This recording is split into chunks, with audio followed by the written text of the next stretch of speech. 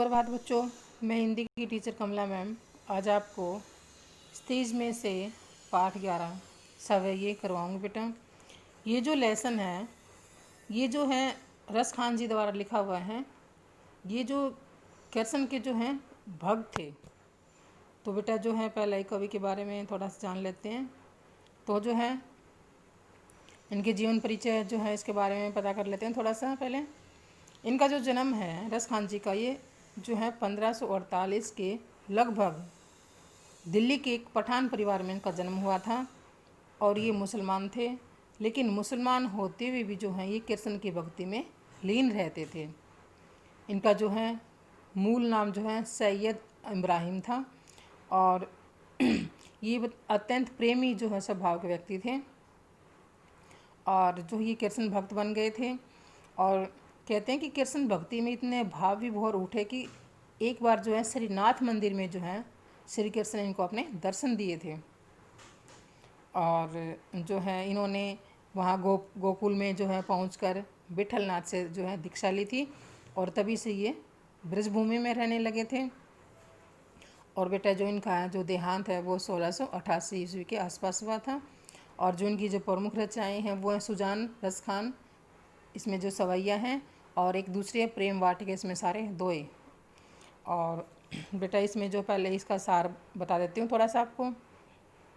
जिसमें जो है पहले और जो दूसरे सवैये में जो है कृष्ण और कृष्ण भूमि के प्रति इनका बहुत मतलब प्रेम दिखाया गया है यहाँ पे। और जो है इसने अपना प्रेम भाव व्यक्त करते हुए कहा कि यदि मैं मनुष्य के रूप में जन्म लूँ तो ब्रजभूमि में, और अगर पशु के रूप में जन्म लूँ तो इसकी नंद बाबा की गायों के बीच में, अगर ये पत्थर बनूँ तो गोवर्धन का पत्थर मतलब गोवर्धन जो पर्वत इन्होंने उठाया था उसका पत्थर बनूँ, और यदि पक्षी बनूँ तो ये जो यमुना के तट पर, ये सारी बातें बताई हैं।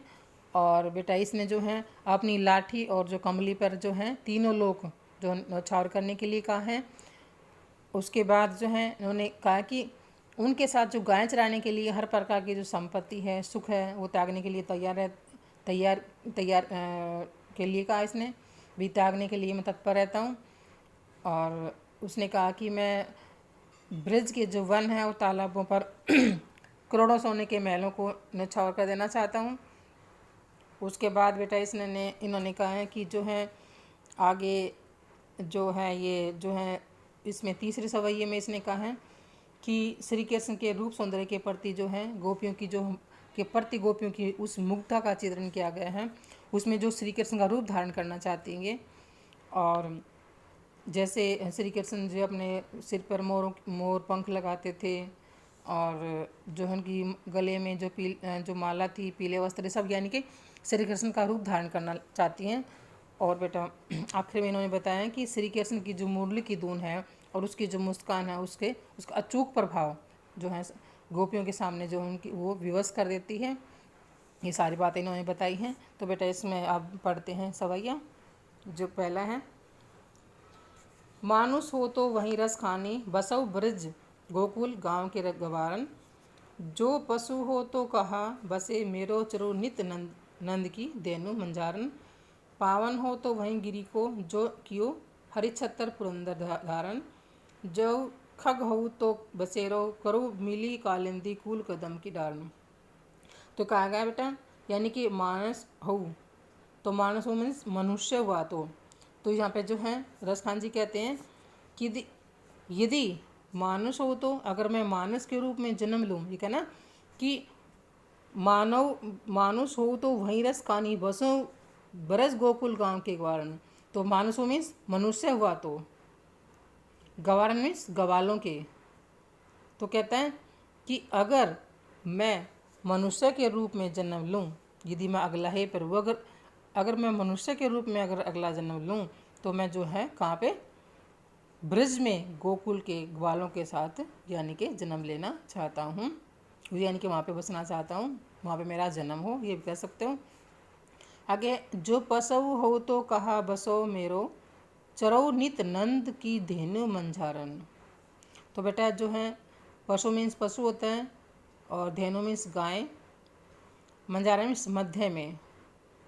कहता है कि अगर मैं पशु बनूँ तो, यानी कि मैं अगले जन्म में अगर पशु बनूँ तो बस मेरा इतना ही है कि मैं हर रोज़ नंद की गायों के बीच में चरूँ, यानी कि उसके जो मध्य में चरूँ, क्योंकि श्री कृष्ण जी गायों को चराने जाते थे। कहते हैं अगला है, पाहन हो तो वहीं गिरी की जो कियो छरी हरी छत्तर पुरंदर धारण। कहता पावन होता बेटा पत्थर, हरी छत्र में श्री कृष्ण ने जिस धारण किया था, क्योंकि आपको भी पता है कि क्या नाम है, पुरंदर होता है इंद्र, कि जब इंद्र ने क्रोधवश जो है बहुत ज़्यादा बारिश की थी, तो जो है श्री कृष्ण ने अपनी उंगली पर जो है इसको क्या नाम है, गोवर्धन पर्वत को उठाया था। तो कहता है कि हे ईश्वर, यदि मैं पत्थर भी बनूं तो उस गोवर्धन गोवर्धन पर्वत का बनूं जिसका श्री कृष्ण ने अपनी उंगली को मतलब धारण किया था। कब? जब श्री कृष्ण जब है इंद्र क्रोध के कारण बहुत ज़्यादा बारिश की थी, तो सारे जो है इनका गोकुलवासियों की उन्होंने रक्षा की थी। तो आगे है बेटा, जो खग हो तो बसेरो करो मिली कालिंदी कूल कदम की डाल। तो इसमें जो है खग क्या होता है? पक्षी होते हैं। कालिंदी कुल मीन्स यमुना का तट, क्योंकि यमुना का जो तट है, यमुना जो है के तट पे कदम्ब का जो पेड़ है, कदम की मीन्स डाल मीन्स कदम की वृक्ष की शाखाओं पर, तो इस पे जो है बताते हैं कि आज भी वहाँ पे कदम का जो पेड़ है वो है। तो कहते हैं कि अगर मैं पक्षी के रूप में जन्म लूँ तो कहाँ पे सैर करना चाहता हूँ? कदम के पेड़ों की शाखाओं पर, यानी कि टहनियों पर। तो बेटा ये अगला है, या लकूटी अरु कामरिया पर राजती हूँ पुर को तजी डारो। आठों सीधी नवनिधि के सुख नंद की गायें चरान बिसारो। रस खान कबहू इन आखिन सो ब्रज के बन बाग तड़ाग निहारो। कोटिक एकाल धोत के धाम करेल के कुंजन उपरवारो। कहता है लकूटी, लकूटी क्या होता है? लाठी, अरु मीन्स और, कामरिया कंबल, तिहुपुर मीन्स तीनों लोकों जैसे आकाश पाताल और पृथ्वी में, तजी मीन्स त्यागना। कहता है कि जो है श्री कृष्ण जी के रसखान जी कहते हैं कि श्री कृष्ण और मतलब ये जो है ब्रज भूमि के जो प्रति बहुत क्या करते हैं? गहरा प्रेम रखते हैं, प्यार करते हैं ये श्री कृष्ण और श्री कृष्ण की भूमि के प्रति। ब्रज भूमि ब्रज में कृष्ण जी रहते हैं और वहाँ पे क्या करते हैं? बहुत ज़्यादा प्यार करते हैं रसखान, मतलब उनके ब्रज भूमि के प्रति और श्री कृष्ण के प्रति बहुत ज़्यादा प्यार है इनका। कहते हैं कि श्री कृष्ण की लखूटी मीन्स लाठी और कंबल पर तीनों लोगों के राजा के सुख को ये न्यौछावर कर देना चाहते हैं। कहता है ना कि या लकूटी, लकूटी मीन्स लाठी, अरु मीन्स और, कामरिया मीन्स कंबल। तो कहता है कि श्री कृष्ण की लाठी और कंबल के ऊपर ये तीनों लोगों के का जो सुख है उसको भी जो त्याग देना चाहते हैं, न्योछावर कर देना चाहते हैं। कहती आठों सीधी नवनीति के सुख नंद की गायें चरान बिसारो। तो कहते हैं कि आठों सिद्धि मीन्स जो 8 सिद्धियाँ होती हैं, कौन कौन सी हैं? अणिमा, महिमा, गरिमा, लंगिमा, प्राप्ति, प्राकाम्य, सिद्ध और वसित। ये जो है पीछे आपके बुक में दे रखे हैं बेटा, वहाँ से देख लेना। कहते हैं कि ये 8 सिद्धियाँ नंद की जो है गायों की, नंद की गायों को चराने के लिए मैं जो 8 सिद्धियों, कहता है 8 सिद्धि 9 निधि और 9 निधियों के जो है सुख को जो है बुला देना चाहता हूँ, यानी कि उसको त्याग दूंगा मैं इनके लिए। अगर मेरे पास 8 सिद्धियाँ और 9 निधियाँ हों तो मैं जो है कि नंद की गायों के बीच में उनको गाय को चराने के लिए जो मैं इनको भी त्याग देना चाहता हूँ। आगे कहते हैं रसखान जी, रस खान कबू इन आखिन सो ब्रज के वन बाग तड़ाग निहारो। कहते हैं कि अपनी आँखों से ब्रज के बाग बगीचे, कहता है ना ये जो है निहारो मीन्स क्या नाम है? निहारो मीन्स निहारना। कहता है कि अपनी आँखों से ब्रिज की बाग बगीचे और तड़ाग होता बेटा तालाब, कि तालाबों को देखने के लिए जो है वे बेचैन है, कि जो है उनके वहाँ पे जो ब्रिज में जो है बाग हैं, बगीचे हैं, तालाब, उनको देखने के लिए क्या है? ये बहुत अधिक बेचैन है, व्याकुल है। क्योंकि जो है वहाँ क्या करते थे, वहाँ कृष्ण जी खेलते थे वहाँ पे। आगे हैं, कोटिक एक कल धोत के धाम करील की कुंजन ऊपर वारू। कोटिक होता करोड़ों, कल धोतु मीन्स महल, करील मीन्स कांटेदार झाड़ी, वारो मीन्स न्यौछावर करना। तो कहता है कि मैं ब्रज के वृक्षों के समूह पर, जहाँ श्री कृष्ण जी क्या करते थे, खेलते थे और गाय को चराते थे, वहाँ सोने से बने हुए करोड़ों महलों को भी न्यौछावर कर देना चाहता हूँ। करील होता है बेटा कांटेदार झाड़ियाँ। तो कहता है अगला है बेटा आपका,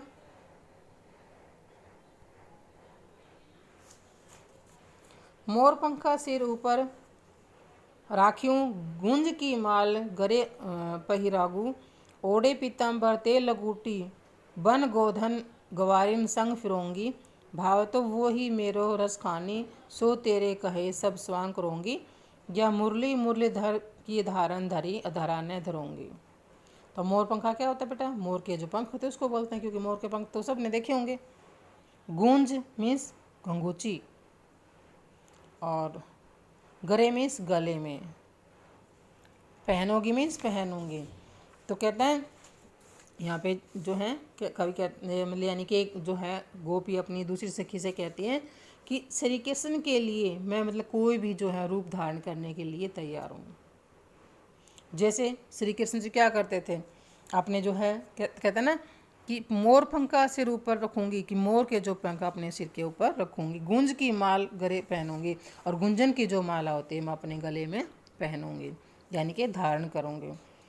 यानी कि सिर पर जो मोर पंखा और मुकुट धारण करते थे, और जो है गले में क्या करते थे, मोतियों की माला पहनते थे। और कहता आगे, ओढ़ी पीताम्बर ले लकूटी बन गोधन गवारिन संग फिरोंगी। लगूटी मीन्स जो मैंने पहले बताया था लाठी, और गोधन मीन्स गायों रूपी धन, जो गायें होती हैं उनके बीच में, गवारी मीन्स ग्वालों के, स्वांग मीन्स धारण करना। और कहता है कि जो है श्री कृष्ण, क्योंकि जब श्री कृष्ण जी गायें चराने जाते थे तो उनके हाथ में लाठी होती थी। तो कहती कि श्री कृष्ण की तरह ही हाथ में लाठी लेकर ग्वालों व ग्वालिनों के साथ जंगल में गायों के पीछे घूमूंगी। क्योंकि या भैंस चराते हैं या गायें चरा जाते हैं तो लाठी लेकर जाते हैं, उसके पीछे पीछे भागते हैं। तो कहते जैसे श्री कृष्ण जी करते थे वैसे ही मैं सब उनका रूप धारण करूँगी, वैसे ही मैं सब करूँगी। या मुरली मुरलीधर की अधारण धरी अधराने धरूंगी। मुरलीधर क्या होती है, मुरलीधर किसको बोलते हैं, श्री कृष्ण को बोलते हैं। कहते हैं मुरली, जो मुरली बजाते थे, मुरलीधर मीन्स श्री कृष्ण, अधारण मीन्स ओठों पर, न धरूंगी नहीं धरूंगी। कहते हैं कि मैं सारा रूप वही करूंगी, लेकिन जो है श्री कृष्ण की होठों पर जो लगी जो रहने वाली जो हमेशा जो मुरली होती हैं वो नहीं रखूंगी। क्योंकि जो है गोपियाँ उसको क्या अपनी सोच समझती हैं कि जो है ये हरदम जो है श्री कृष्ण जी उसको क्या करते हैं, बजाते रहते हैं, और हमारे से क्या करते हैं, हमारे से बात भी नहीं करते, हमारे ऊपर ध्यान भी नहीं देते। तो उसको क्या अपनी दुश्मन समझते थे। तो इसलिए कहती हैं कि मैं सारे काम करूँगी, वैसा रूप धारण करूँगी, लेकिन जो है श्री कृष्ण की तरह गोपी वो जो है मुरली को धारण नहीं करूँगी। लास्ट बेटा, काननी दे अंगूरी रहीबो जभी मुरली धुनी मंद बजे है, मोहनी तानन सोरस खानी अटा चढ़ी गोधन गेहो तो गेहो, टेरी कहो सिगरे ब्रज लोगनी, कहलनी कोऊ तिन्हो समुझे, मायरी व मुख की मुस्कानी सम्हारी न जे हो न जे हो न जे हो।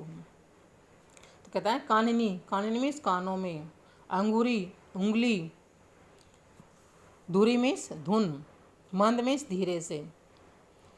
तो कहते हैं कि इसमें जो है फिर कहती हैं गोपियाँ आपस में, एक गोपी दूसरी से कहती है कि हे सखी, जब श्री कृष्ण जी कहना काननी दे अंगूरी रही वो जभी मुरली धुनी मंद बजे हो, कि जब श्री कृष्ण जी अपनी मुरली की जो है मंद मंद यानी कि धुन जो बजाएंगे, तब मैं अपने कानों में अंगुली डाल लूँगी, यानी कि मैं उस जो मुरली की जो धुन को नहीं सुनूंगी।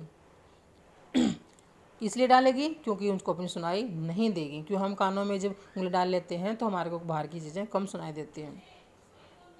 तो कहते हैं मोहनी तानन सोरस खानी अटा चढ़ी गोधन गेहो तो गेहो। तो कहता है अटा मीन्स अटारिका, जिसको अट्टालिका बोलते हैं।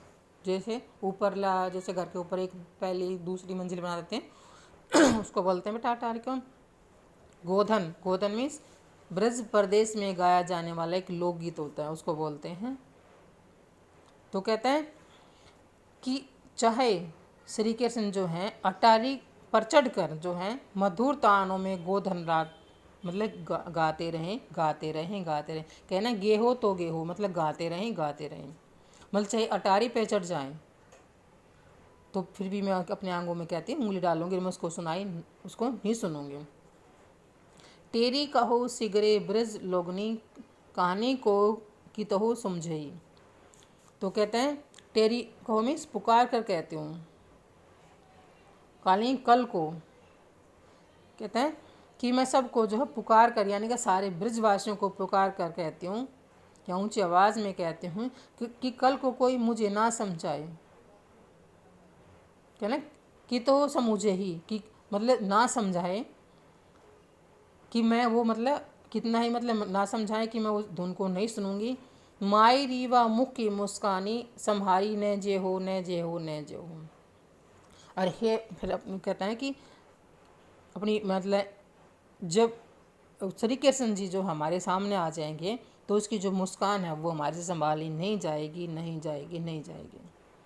तो मुस्कान ही होता है मुस्कान, क्योंकि वो उंगलियों में तो जो कानों में उंगली डाल लेगी उसकी धुन नहीं सुनेगी, लेकिन जब श्री कृष्ण जी जो हैं सामने आ जाएंगे तो वो जो मुस्कान है उसको वो संभाली नहीं जाएगी, उसको नहीं जाएगी, क्योंकि गोपियाँ श्री कृष्ण से बहुत ज़्यादा प्यार करती हैं। तो बेटा ये आपका यहीं पे ख़त्म होता है, और जो है ना समझ में आए तो पूछ लेना। बाय बेटा, धन्यवाद।